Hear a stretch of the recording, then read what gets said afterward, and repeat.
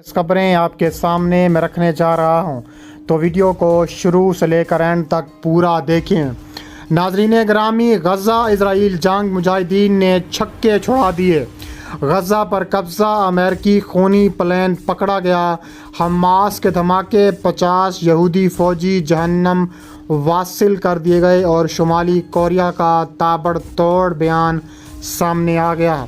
Video की तफसीलात में आगे बढ़ने से पहले हमारी वीडियो को लाइक कर दें, चैनल को सब्सक्राइब करके बेल आइकन पर ज़रूर क्लिक कर दें। गज़ा इजराइल जंग मुजाहिदीन ने छक्के छुड़ा दिए। तफसीलात के मुताबिक एक बार फिर रफ़ा पर ताबड़तोड़ बमबारी जारी है।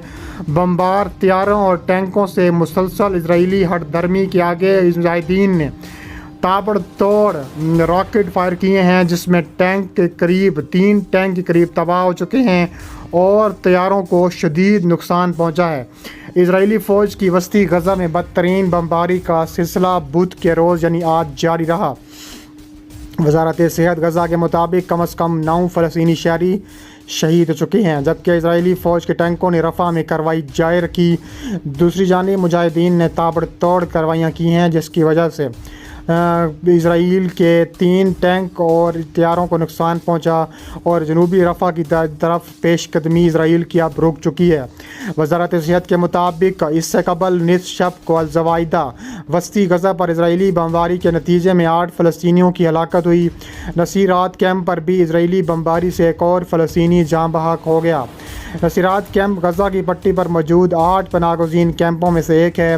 एक रोज़ कबल इसी नसीरात कैंप में कायम स्कूल की इमारत को बमबारी का हदफ बनाते हुए इजराइल ने 23 फ़लस्तीनी एक वक्त में शहीद कर दिए थे। गज़ा की पट्टी पर अल-बरेज और मगाज़ी के पनाहगज़ीन कैंपों पर इजरायली फ़ौज ने टैंकों की मदद से चढ़ाई की और मकामी शहरियों ने बताया है कि टैंकों की इस चढ़ाई के ज़रिए इजरायली फ़ौज ने एक मस्जिद मिस्मार कर दी। इजरायली टैंकों से असल हमले रफ़ा में जारी हैं। रफ़ा के शुमाली इलाके में टैंकों से हमले को किस कदर पसपा किया हुआ है। इजरायली फ़ौज की यह हिकमत अमली रही है कि जिस इलाके में ज़्यादा अंदर तक नफूस करने की कोशिश में होती है, वहाँ से पहले अपने आप को एक बार पीछे लाती है। रफ़ा में इजरायली टैंक 7 मई से बरूए कार हैं। अगर ये अभी रफ़ा के शुमाली हिस्से में ज़्यादा अंदर तक नहीं गए। तिब्बी अमले का कहना है कि रफ़ा में 2 फ़लस्तीनी शहरियों को हलाक किया गया। मकामी लोगों के मुताबिक इजरायली फ़ौज ने रिहायशी मकानात पर गोले दाग कर कई घरों को मिस्मार कर दिया। इजरायली फ़ौज का कहना है कि इसके दस्ते निपतुल अंदाज में इंटेलिजेंस की बुनियाद पर कार्रवाइयाँ कर रहे हैं। इन हमलों के ज़रिए दहशत गर्दों का सफाया किया जा रहा है। इनके लॉन्चिंग यूनिट्स और ठिकानों को निशाना बनाया जा रहा है ताकि अस्करी ढांचे का ख़ात्मा मुमकिन हो सके।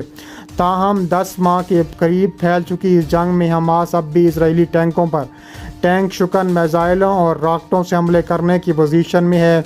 वो वक्फे से बमों और रॉकेटों से इजराइल के अंदर भी हमले किए जा रहे हैं। मंगल के रोज़ इजरायली फ़ौज की तरफ से कहा गया था कि उसने हमास के अस्करी विंग की लीडरशिप में निस तादाद को ख़त्म कर दिया है, जबकि 14,000 दहशत गर्द हलाक हैं। वज़ारत सेहत गज़ा का कहना है कि अब तक इजरायली फ़ौज ने 38,713 फ़लस्तीनियों को हलाक कर दिया।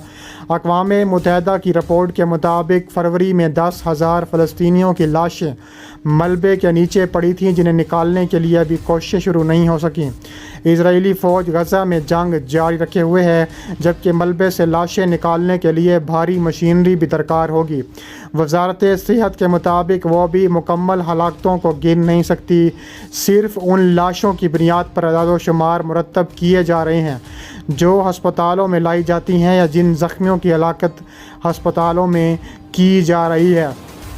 कहा जा रहा है कि गज़ा में इजरायली फ़ज़ाई बमबारी भी अब तक जारी है। गज़ा में गर्मी की शिद्दत के बावजूद नन्हे मुर्दा फ़लस्तीनी बच्चे के अज़ा ज़र्द और सर थे। अस्पताल के बाहर गमज़दा वालिद कमसुन लड़के को अपनी बाहों में लिए उसे अल्लाह करने से कासिर था या ऐसा करना नहीं चाहता था। मक्खियाँ चक्कर लगाती और बच्चे के नरम बालों पर बैठ जाती थीं। इसके अलावा इसका बेटा तमाम इजरायली हमले में हलाक हो गया। अस्पताल के रिकॉर्ड और सेहत के मुताबिक पीर की रात से लेकर मंगल की रात तक जनूबी और वस्ती गज़ा में इजरायली हमलों में 60 से ज़ायद फ़लस्तीनी शहीद हुए। इजराइल ने कहा है कि वो हमास के अस्करियत पसंदों का ताक़ुब कर रहा है, जो इनका ज़ेर ज़मीन सुरंगों का जाल उखाड़ फेंकने के बाद आम शहरियों के दरमियान छुपे हुए हैं। मिक़दाद के लिए एक रोज़मर्रा की दोपहर थी। उसने अपनी बेटी और इमाम को تھوڑی دیر سلانے کے لیے اس اپارٹمنٹ میں لٹا دیا تھا جہاں بے گھر خاندان پناہ لیے ہوئے تھے۔ بغداد یمیم کی لاش کو وسطی غزہ میں نصیرات کیمپ سے قریب دیر البلاء میں شہدائے الاقصی سطح لے گیا۔ خون سے بھیگی سفید چادر کے نیچے امان کی ننگی ننگی ٹانگیں لٹکی ہوئی تھیں۔ اس کے علاوہ کہا جا رہا ہے کہ امریکہ کا خونی پلان بھی سامنے آتا دکھائی دے رہا ہے۔ کہا جا رہا ہے کہ امریکہ نے کہا ہے کہ جنگ ختم کرنے کا وقت آ گیا ہے۔ امریکی صدر جو بائیڈن نے جمعرات کو واشنگٹن میں مغربی دفاعی اتحاد نیٹو کے سربراہی اجلاس سے خطاب کرتے ہوئے کہا تھا کہ امریکی سفارتکار مسائل کے باوجود جنگ بندی کے لیے بین الاقوامی ثالثوں کے ساتھ مل کر پیش رفت کر رہے ہیں۔ جو بائیڈن نے اس بات پر زور دیا کہ اب اس جنگ کو ختم کرنے کا وقت آن پہنچا ہے۔ غزہ میں حکمران حماس انتظامیہ کے ذرائع ابلاغ کے مطابق اسرائیلی افواج نے 70 سے زیادہ نئے فضائی حملے کیے ہیں۔ غزہ کی وزارت صحت نے مزید 32 ہلاکتوں کی اطلاع دیتے ہوئے کہا ہے کہ مرنے والوں میں اکثریت بچوں اور خواتین کی تھی۔